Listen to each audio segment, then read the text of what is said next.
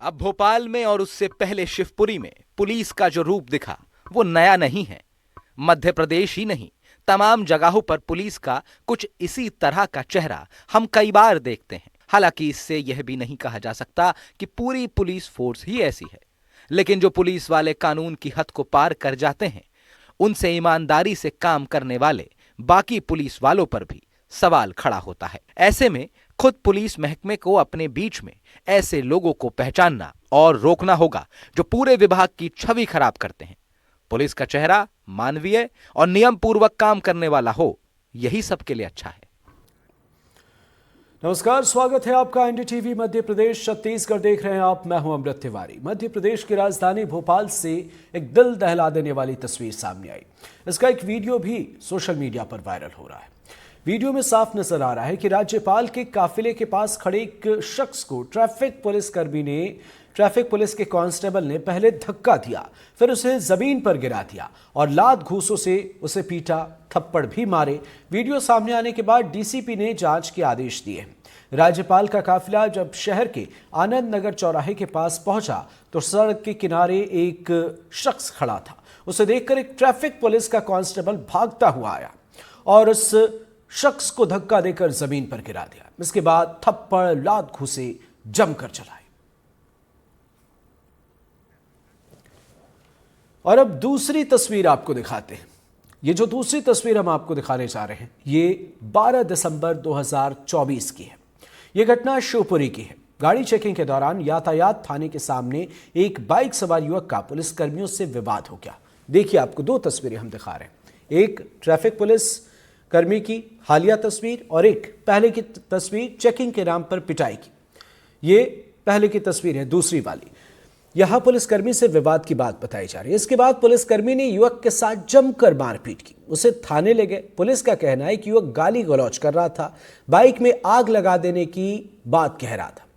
आरोप है कि युवक ने सूबेदार को धक्का दिया था। हालांकि युवक ने गाली देने से इनकार किया, जबकि पुलिस ने हाथापाई और धक्का देने का आरोप लगाया है। देखिए आप तस्वीरें, दो तस्वीरें हैं और इन दोनों तस्वीरों ने पूरे महकमे पर कई सवाल खड़े कर दिए।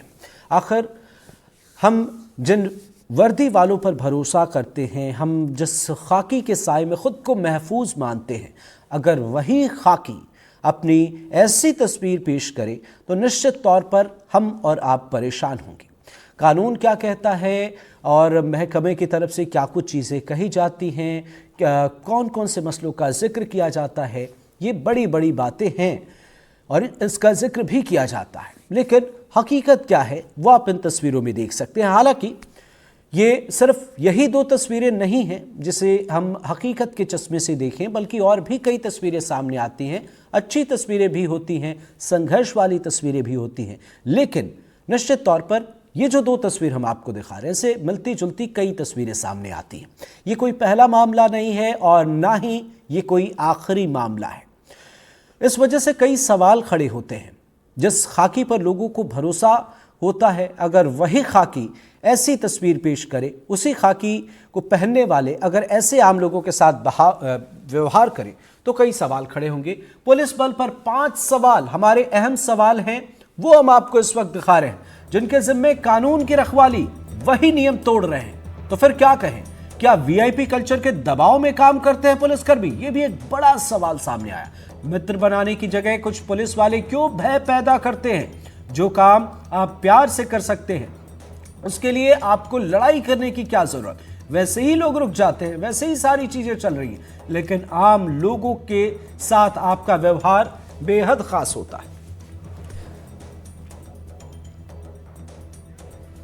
और इन तमाम सवालों के साथ कुछ और भी सवाल हैं जो बेहद खास हैं, और इसके लिए हमारे साथ चर्चा के लिए खास पैनल भी हमारे साथ जुड़ रहा है। सबसे एक एक करके आपका परिचय कराते हैं। अध्ययन गुप्ता जी, सुप्रीम कोर्ट के वकील, हमारे साथ जुड़ गए हैं। बहुत बहुत स्वागत है आपका। इसके साथ साथ डॉक्टर सत्यकांत त्रिवेदी जी, मनोचिकित्सक हैं, आपका भी बहुत बहुत स्वागत है। एम निजामुद्दीन साहब हैं, सामाजिक कार्यकर्ता, बहुत बहुत स्वागत है। एलन राव साहब, पूर्व पुलिस अधिकारी, आप सभी मेहमानों का बहुत बहुत स्वागत है।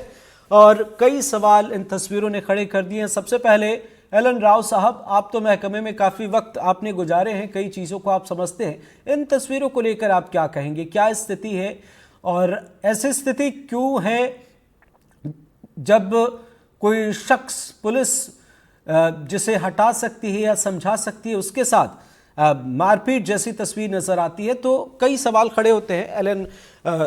और इसके साथ हमारे साथ और भी मेहमान हैं। तो सबसे पहले हम जरा समझते हैं कि मनोविज्ञान इस मामले को लेकर क्या कहता है और समाज में लोगों का नजरिया जो है मौजूदा वक्त में प्रशासन को लेकर क्या है। हमारे साथ एम निजामुद्दीन साहब हैं, सामाजिक कार्यकर्ता। सर, क्या कहेंगे आप, मौजूदा वक्त में ऐसी तस्वीरें आम लोगों के सामने क्या कुछ पेश करती हैं और क्या नजरिया है? बहुत बहुत शुक्रिया आपका। एक बहुत अहम मुद्दे पे आपने ये प्रोग्राम रखा है। देखिए, सबसे पहली चीज तो मैं ये कहना चाहूंगा कि जो भी घटनाएं हुई हैं या अभी जो भोपाल वाली घटना हुई है, ये किसी विभाग के लिए चिंता का विषय नहीं है, किसी व्यक्ति विशेष के लिए जो है मैं समझता हूँ कि चिंता का विषय नहीं है। ये पूरे देश के सिस्टम के लिए एक चिंता का विषय है कि क्या कोई एक हमारा जो एक नागरिक है, भारत का नागरिक है, जो जानना चाहता है कि कौन गुजर रहा है रोड से, कि हमारे मुख्यमंत्री कैसे हैं, हमारे गवर्नर कैसे हैं, और उस काफिले को देखने के लिए अगर उसके अंदर एक लालसा होती है और रोड के किनारे खड़ा होता है और वो उस काफिले को देख रहा होता है और उसके साथ ऐसी घटना हो जाती है, तो ये चिंता का विषय इसलिए भी है कि हम कहाँ जा रहे हैं, जो समाज है उसमें किस तरह का ये जो एक मानसिकता बनती जा रही है। बेशक ये एक वर्दी धारी व्यक्ति ने ये जो घटना घटी है उसके पीछे उनका हाथ रहा, ट्रैफिक पुलिस का हाथ रहा, लेकिन बहुत सारी घटनाएं ऐसी घट रही हैं। आप इसमें ये भी देखिए कि जो व्यक्ति है वो बिल्कुल सीधा साधा लग रहा था और वो उन गाड़ियों को देख रहा था, एक उत्सुकता थी उसके अंदर कि कौन हमारे देश का कौन एक महत्वपूर्ण व्यक्ति जो है हमारे सामने से गुजर रहा है। तो ये देश के लिए चिंता की बात है और इसमें उन विभागों के लिए चिंता की बात है कि क्या जिस विभाग में ऐसे लोगों को भर्ती किया जा रहा है कि वो एक सिस्टम को सुचारू रूप से चलाने का काम करें, एक ऐसी व्यवस्था को कायम करें जिससे नागरिकों को कोई परेशानी न हो और वहां पे उस विभाग का कोई व्यक्ति ऐसी घटना को अंजाम देता है, तो ये देश के लिए और विभाग के लिए भी चिंता का विषय है। निश्चित तौर पर। डॉक्टर सत्यकांत त्रिवेदी जी, आप क्या कहेंगे, ऐसी परिस्थिति आखिर क्यों हो जाती है? क्या इसे बेहतर किया जा सकता है? और इसके लिए जो कहा जाता है कि महकमे में भी ट्रेनिंग दी जाती है, क्या आपको लगता है कि ये चीज़ें जो अभी तस्वीर नज़र आ रही है उस पर सुधार कितनी ज़रूरी है, कितना ज़रूरी है, और ऐसी परिस्थिति आखिर क्यों? सबसे पहले तो मैं आपको धन्यवाद करूंगा कि आपने इतने इम्पोर्टेंट विषय पर मुझे बात करने के लिए बुलाया। और ये जो घटना है कहीं ना कहीं पर्सनल लेवल पर, सोशल लेवल पर और डिपार्टमेंट लेवल पर मेंटल हेल्थ और बिहेवियरल रिलेटेड जो समस्याएं हैं उस पर विमर्श करने के लिए हमें ये एक मौका देती है कि हम इन बातों पर चर्चा करें। सबसे पहले तो ये समझना होगा कि जो पुलिस का जो व्यवहार है वो यहाँ पर कैसा क्या हो सकता था। सबसे पहली बात तो मैं जब भी हमेशा इस विषयों पर बात करता हूं तो इसमें व्यक्ति विशेष ज्यादा इंपॉर्टेंट होता है। एक व्यक्ति विशेष के चलते पूरा डिपार्टमेंट हाशिए पे आता है, ये भी कहीं ना कहीं तक मुझे लगता है सही नहीं है। तो बेसिकली पुलिस का जो काम है वो कानून व्यवस्था को बनाए रखना है। हो सकता है उन्हें फील हुआ हो कि काफिले की सुरक्षा भंग हो रही है और इसकी वजह से उन्होंने एक्शन ले लिया हो, और प्रॉपर जो आवेग नियंत्रण है उसका अभाव होने की वजह से वो उसे स्वस्थ ढंग से इंप्लीमेंट नहीं कर पाए। तो जरूरत है कि पुलिस कर्मी जो हैं उनको समय समय पर स्ट्रेस मैनेजमेंट, आवेग नियंत्रण और जिस तरीके से हमें डील करना है ऐसी कंडीशंस को उन्हें रियलिस्टिक एग्जांपल के साथ में सिखाना होगा। आमतौर पर ऐसी घटनाएं पुलिस के प्रति नकारात्मक छवि ऑलरेडी जो बनी हुई है उसको और बढ़ाती हैं। तो एक एक पुलिसकर्मी का आम जन के साथ में जो एक्शन है वो आपकी इमेज को भी बुरी तरीके से खराब कर सकता है और लोग आपसे और भयाक्रांत हो सकते हैं। तो कई बार आपको संवेदनशील और मानवीय रवैया अपनाना ज्यादा बेहतर होता है। और साथ ही साथ अगर आपको लग रहा है कि किसी व्यक्ति ने कुछ गलत किया है तो वहां पर आक्रामकता के बजाय, ध्यान दीजिएगा, आक्रामकता के बजाय अनुशासन पूर्वक कार्यवाही भी की जा सकती है, क्योंकि आप ही की तरह वो भी देश का नागरिक है और उनके सामने से जो काफिला गुजर रहा है वो भी राज्य के प्रथम नागरिक का ही है। तो मुझे ऐसा लगता है कि संवेदनशीलता जो है पुलिस को बहुत ज्यादा सिखाए जाने की जरूरत है, ताकि किसी भी इंसान के साथ कोई अमानवीय व्यवहार न हो। बिल्कुल, आपने ठीक कहा। एलन राव साहब भी हमारे साथ जुड़ गए हैं, लेकिन उससे पहले अध्ययन गुप्ता जी सुप्रीम कोर्ट के वकील हैं। गुप्ता जी, कानून क्या कहता है, होता क्या है, हकीकत और सजा के मामले की अगर हम बात करें तो क्या कुछ इस मामले में हकीकत है, शिकायत और सजा के मामले में? अमृत जी देखिए, अगर हम इस मामले की हकीकत पे बात करें तो आज हमें इस मामले की हकीकत में जानने में ये जरूरत है आज में कि ये एक सिक्योरिटी फ्लॉ है।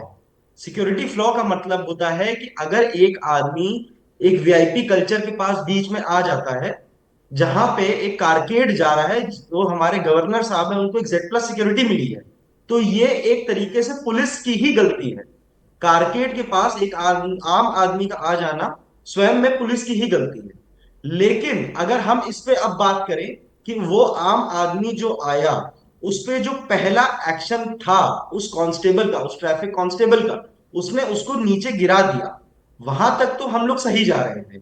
लेकिन उसके बाद जो उसने उसको हाईलाइट अपने आप को किया, उसने मारता रहा, वो एक अनलॉफुल एक्टिविटी है। उसके लिए अगर हम कानून जाने तो कानून के हिसाब से आपको उसको वहीं पे डिटेन करना होता है, उसका इंटेंशन जानना होता है इन्वेस्टिगेशन करके कि कहीं उसका कोई मैलिफाइड इंटेंशन तो नहीं था।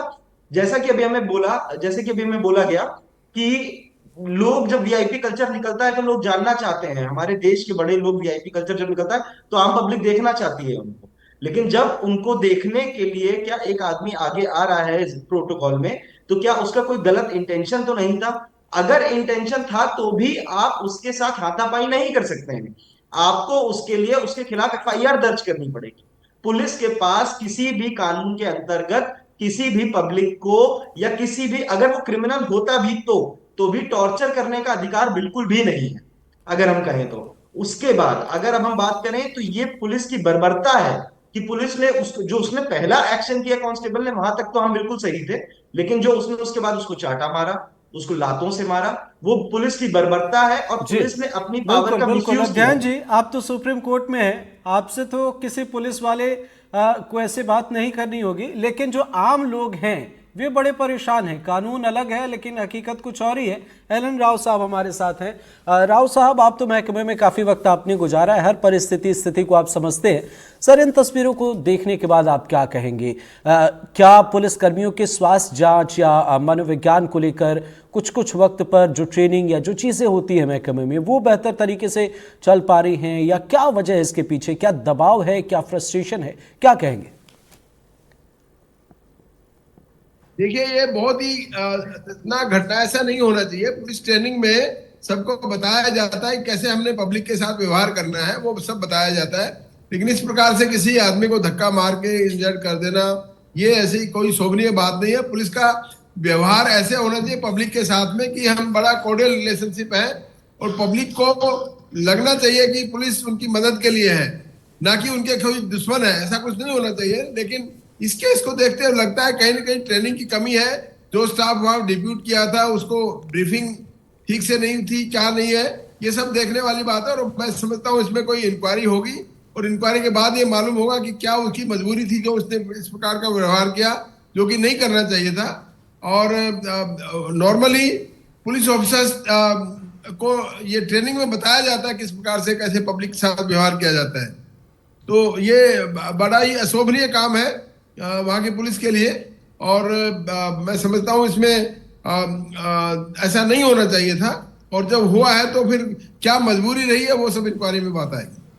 सर, अगर हम डर की बात करें पुलिसकर्मियों के अंदर, या अगर हम बात करें मौजूदा वक्त में दबाव को लेकर पुलिसकर्मियों के ऊपर, उसे लेकर क्या कहेंगे आप? क्या आपको लगता है कि चीज़ें बेहतर जितनी होनी चाहिए थी उतनी नहीं है? राव साहब। नहीं, देखिए, ट्रेनिंग में दबाव की बात तो होती है, पुलिस ऑफिसर्स पे काफी मेंटल प्रेशर रहता है। ट्रेनिंग में ये भी सिखाया जाता है कि आपको बर्दाश्त का मादा, इसको नहीं बिल्कुल बिल्कुल। राव साहब, मेरा सवाल ये है, आपने ट्रेनिंग का पहले जिक्र किया, मैं ये समझना चाहता हूं कि मौजूदा वक्त में प्रेशर कितना है? क्या काम का प्रेशर है या वीआईपी कल्चर का प्रेशर है कि अगर आपसे चूक हो गई तो कल को आपके सामने कई चुनौतियां खड़ी हो जाएंगी? क्या ये एक प्रेशर है मौजूदा वक्त में, आपको लगता है? डेफिनेटली अमृत जी, ये मैं बता दूं आपको बड़ा क्लियर, पुलिस ऑफिसर्स पे बहुत ज्यादा प्रेशर होता है। एक तो सबसे पहले उनकी लॉन्ग आवर्स ड्यूटी का प्रेशर होता है, यानी हर जगह हर डिपार्टमेंट में 8 घंटे की ड्यूटी होती है। उनका ड्यूटी होती है, कोई लिमिट नहीं होती है, 16 17 18 घंटे तक काम करने कभी कभी करना पड़ता है, ओवरनाइट जागना पड़ता है। और इस प्रकार से उनको ऐसा लगता है कि कहीं ना कहीं उनको मेंटल प्रेशर या इस प्रकार से over over hours of the duty वो जब करना पड़ता है ना, तो उसमें ऐसा लगता है कोई भी आदमी इरिटेट हो सकता है, इसमें भी कोई डाउट नहीं है। लेकिन फिर भी ट्रेनिंग में ये बताया जाता है कि कितना भी बात हो तो हमें पब्लिक से फिर भी व्यवहार ठीक करना चाहिए।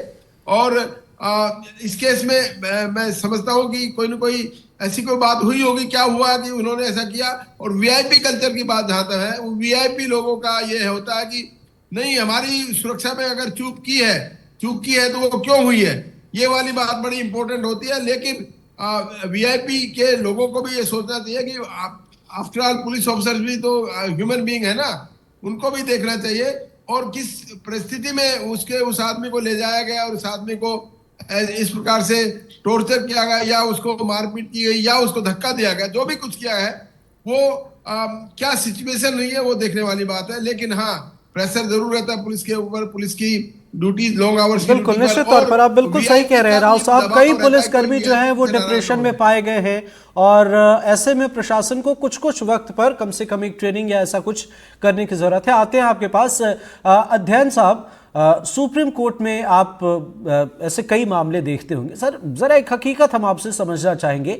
कई शिकायत के मामले सामने आते हैं, कई मामले अदालत तक पहुंच भी जाते हैं। जो लोग पढ़े लिखे हैं, जागरूक हैं, जिन्हें ये सब चीज़ें ठीक नहीं लगती, वे शिकायत भी करते हैं। हकीकत क्या है वहां पर, क्या कुछ चीज़ें नजर आती हैं? देखिए, अगर हम हकीकत की बात करें तो जो अधिकार आज की तारीख में आम पब्लिक के पास है, उससे कई ज्यादा एक पुलिस ऑफिशियल के पास होता है। अगर यही हम इस कहानी को उल्टा समझते कि इस आदमी ने बर्बरता दिखाते हुए पुलिस वाले को मारा होता, तो शायद ये पूरा पुलिस डिपार्टमेंट इसके पीछे लग गया होता और आज की तारीख में इसके खिलाफ अप्रोप्रिएट सेक्शंस में एफआईआर रजिस्टर कर दी गई होती और तुरंत सुनवाई हुई होती। लेकिन क्योंकि ये मामला पुलिस वाले का था, अब इस पे इन्वेस्टिगेशन बिठाई जाएगी, इस पे इन्वेस्टिगेशन होगी। उस विक्टिम का क्या हुआ, उस आदमी के साथ क्या हुआ, ये तो अभी आप किसकी बात कर रहे हैं? अभी आपने खुद 12 दिसंबर का वीडियो दिखाया जिसमें कि बहुत सारे पुलिस वाले मिलकर इकलौते आदमी को मार रहे हैं। क्या पुलिस वालों के पास ये अधिकार है कि वो एक अकेले आदमी को मार सकते हैं? अकेले छोड़िए, किसी को भी मार सकते हैं।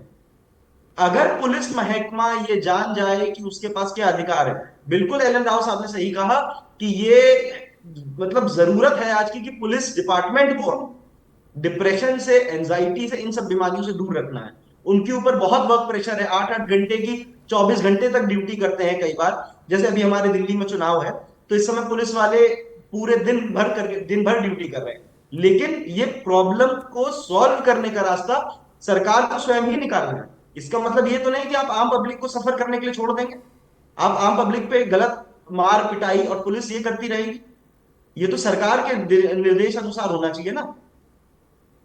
बिल्कुल, आपने सही कहा। निजामुद्दीन साहब कुछ कह रहे हैं, लेकिन उसके साथ साथ एक सवाल ये भी है, हम जिस आम आदमी की बात कर रहे हैं उसमें भी कई कैटेगरी हैं। उसमें वकील हैं, उसमें कुछ पढ़े लिखे लोग हैं, जागरूक लोग हैं, उसमें कुछ दबंग किस्म के लोग भी हैं, उसमें कुछ साधारण लोग भी हैं। निजामुद्दीन साहब, खाकी को लेकर लोगों में भरोसा है या खाकी से खौफ है?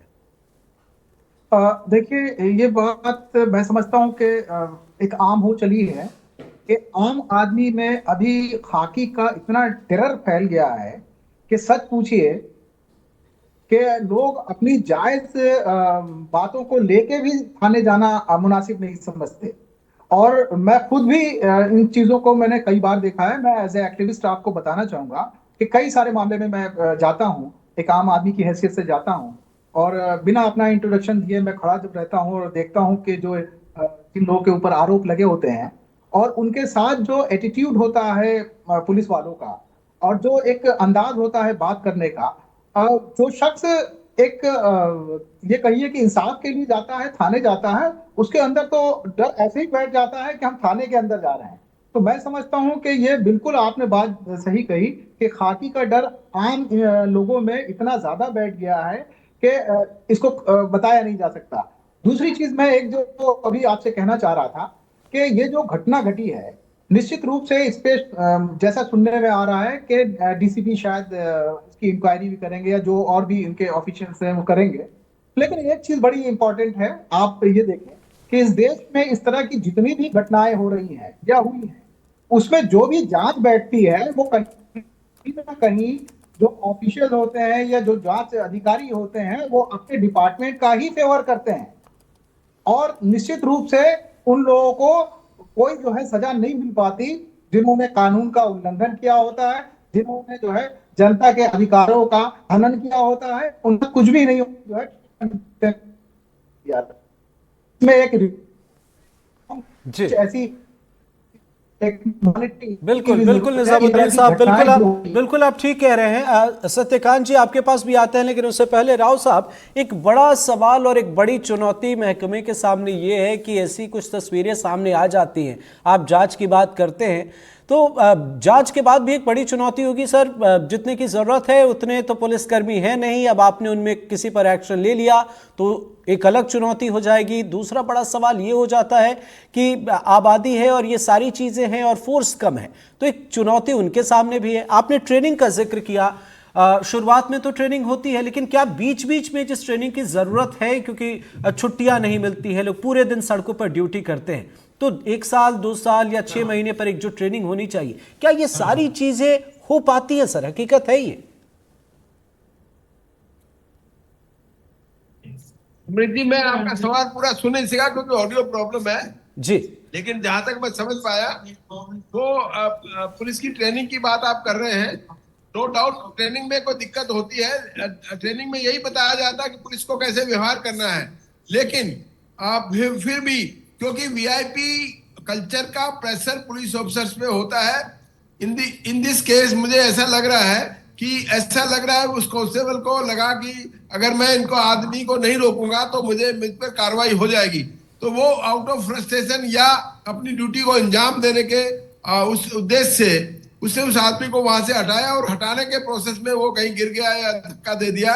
वो उस टाइम पे आदमी ह्यूमन बीइंग है ना, पुलिस कांस्टेबल भी, ऐसा तो है नहीं कि वो सुपर पावर है, वो भी ह्यूमन बीइंग है। उसको ऊपर से ये भी प्रेशर उनके सीनियर ऑफिसर्स का कि वो अगर उस आदमी को वहां से नहीं हटाएगा तो उसके ऊपर प्रेशर रहेगा और वो उसके खिलाफ कार्रवाई हो जाएगी, तो वो अपनी नौकरी को सेव करने के लिए वो इस प्रकार से कार्रवाई कर देते हैं। लेकिन फिर भी मैं दोबारा वही कहूंगा कि बर्दाश्त का मादा किसी न किसी तरीके से और कोई तरीका ऐसा निकालना चाहिए था ताकि उस आदमी को वहां से पीसफुली वहां से ले जाया जाए, ताकि वहां पर कोई ऐसी कॉन्वर्सेशन ना हो और कोई ऐसी बात ना हो जो कि आज अब ये हम सब बैठकर डिबेट कर रहे हैं, ऐसा होने से बचाया जा सकता है। बिल्कुल सर, आपने ठीक कहा, लेकिन आपने जो कहा उससे तो ये लगता है कि कहीं ना कहीं अधिकारियों का दबाव रहता है और ऐसा लगता है जैसे अधिकारी पूरी चीज शायद नहीं सुनते हैं, नहीं समझते हैं। ये एक डर आम पुलिसकर्मी के अंदर बना हुआ है, जो तस्वीरें सामने आ रही हैं या उन्हें देखकर जो लगता है। सत्यकांत जी, एक बड़ा सवाल ये है, अगर हम बात करें ऐसी परिस्थितियों को लेकर, इसका प्रभाव क्या देखते हैं आप? कोई इंसान जिसका वीडियो सोशल मीडिया पर वायरल हो रहा है, उसके परिवार, उसके जानने वाले उन तस्वीरों को देखते हैं, पूरी जिंदगी के लिए खाकी को लेकर उसके अंदर एक अलग इमेज बन चुका है, तो ये प्रभाव जो बाकी लोग भी देख रहे हैं कितना दूर तक जाता है, कितना इम्पैक्ट डालता है? देखिए, बड़ी इंपॉर्टेंट बात आपने कही। कई बार जो ट्रॉमा है वो लाइफ लॉन्ग हो सकता है, जिसे हमारी भाषा में बोलते हैं पोस्ट ट्रॉमेटिक स्ट्रेस डिसऑर्डर। ऐसे लोग अविश्वास से भर सकते हैं, आत्मविश्वास की कमी आ सकती है, पब्लिक इन्वॉल्वमेंट से डर सकते हैं, पब्लिक फोबिया आ सकता है, एक खाकी को लेकर के फोबिया आ सकता है, जो न केवल उनके बल्कि उनके परिवार के सदस्यों में भी आ सकता है, और साथ ही साथ उनके रहन सहन के तरीके, उनके व्यक्तित्व के तरीके, उनके डिसीजंस, सबको ये बुरी तरीके से प्रभावित कर सकता है। इसलिए जो मेरा विनम्र सुझाव है यहाँ पर, मुझे लगता है कि एक मानसिक स्वास्थ्य परीक्षण जरूर किया जाना चाहिए संबंधित व्यक्ति का, उसे काउंसलिंग के द्वारा संबल प्रदान किया जाना चाहिए और उसकी मनोदशा को समझते हुए मुझे लगता है उनको सहायता जरूर करनी चाहिए। और कई बार ऐसे केसेस से आम जन में भी बहुत ज्यादा भय बढ़ता है, जैसा कि मैंने अपने पहले खंड में बात की थी कि हमारे ऑलरेडी जो छवि है वो काफी की खराब सी रहती है, एक्सपेक्टेशन की वजह से, जॉब के नेचर की वजह से, वो एक अलग विषय है, लेकिन ओवरऑल जो इम्पैक्ट है वो काफी निगेटिव पड़ता है। मैं फिर से कहूंगा कि 9 लोग बहुत अच्छा काम करते हैं, 8 लोग बहुत अच्छा काम करते हैं, किसी एक व्यक्ति के इम्पल्सिविटी की वजह से, पुअर स्ट्रेस मैनेजमेंट की वजह से कई बार पूरा विभाग भी चपेट में आ जाता है। बिल्कुल सही आपने कहा। एक तस्वीर सिर्फ एक तस्वीर नहीं होती, बल्कि उससे जुड़ी हुई कई चीजें प्रभावित होती हैं। बहुत बहुत शुक्रिया हमारे साथ जुड़ने के लिए अध्ययन गुप्ता जी आपका, सत्यकांत त्रिवेदी जी आपका, एम निजामुद्दीन साहब आपका भी, और एलन राव साहब पूर्व पुलिस अधिकारी आपका। आप सभी मेहमानों का बहुत बहुत शुक्रिया। लेकिन परिवार में किसी एक की नौकरी होती है तो पूरे परिवार पर उसका असर पड़ता है। बिल्कुल वैसे किसी एक इंसान के साथ अगर दुर्व्यवहार होता है और खासकर प्रशासन की तरफ से होता है तो इसका प्रभाव भी दूर तलक जाता है। इसलिए ऐसे मामलों में गंभीरता दिखाने की जरूरत है, सोचने समझने की जरूरत है। आप जिस पर हाथ उठा रहे हैं वो आतंकवादी है या एक साधारण भोला भाला इंसान, आपको ये फर्क महसूस करने की जरूरत है। बहुत बहुत शुक्रिया हमारे साथ इस कार्यक्रम में जुड़ने के लिए तमाम मेहमानों का, और हमारे कार्यक्रम में फिलहाल इतना ही। नमस्कार। अब भोपाल में और उससे पहले शिवपुरी में पुलिस का जो रूप दिखा वो नया नहीं है। मध्य प्रदेश ही नहीं, तमाम जगहों पर पुलिस का कुछ इसी तरह का चेहरा हम कई बार देखते हैं। हालांकि इससे यह भी नहीं कहा जा सकता कि पूरी पुलिस फोर्स ही ऐसी है, लेकिन जो पुलिस वाले कानून की हद को पार कर जाते हैं, उनसे ईमानदारी से काम करने वाले बाकी पुलिस वालों पर भी सवाल खड़ा होता है। ऐसे में खुद पुलिस महकमे को अपने बीच में ऐसे लोगों को पहचानना और रोकना होगा जो पूरे विभाग की छवि खराब करते हैं।